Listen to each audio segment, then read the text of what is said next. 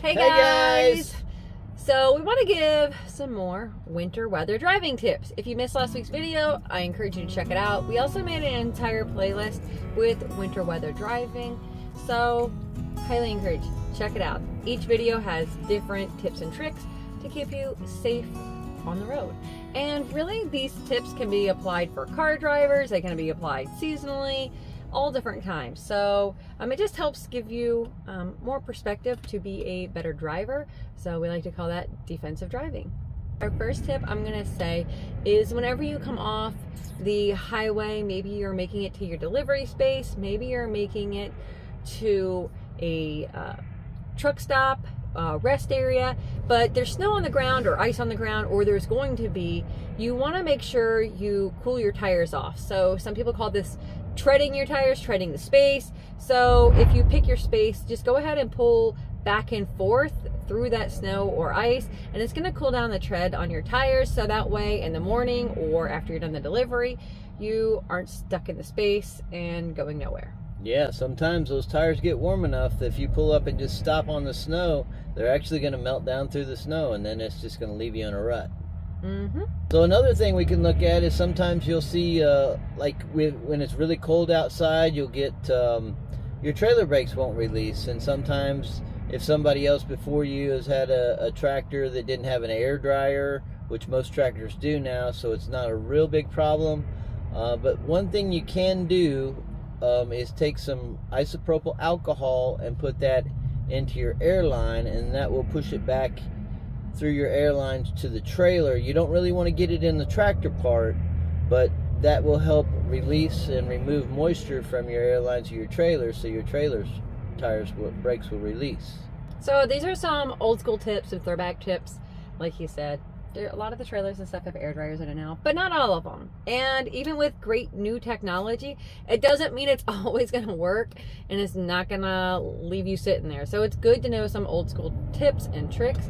And the last one's going to be whenever you're hooking up, you want to make sure to be mindful that equipment is frozen. So maybe you're sitting there, bobtail, and it snowed overnight, or you got freezing rain and you need to go hook up to your trailer.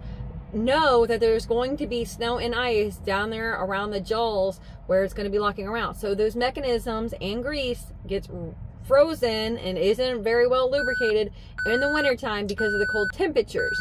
So if you can, I'm not saying stick your glove in there and come back out with all that fifth wheel grease, but maybe you see a stick laying around that you can like scrape a little bit off, so that way when you start to back under the trailer, that it doesn't just knock further into the hole and cause more problems, because there is a thing called a false hook, and that's where you think it's hooked because it's frozen or whatever, and then it's not really hooked until it starts warming up from the movement of going down the highway, and then boom. Maybe you've seen, especially with double trailers, you see this more common with double trailers in 53, but you might see all of a sudden a trailer in the middle of the road, or you've seen a set of doubles and one's back on the road or in the shoulder. That's pretty much what happened. Their dolly had been sitting, it was frozen, it had a false hook.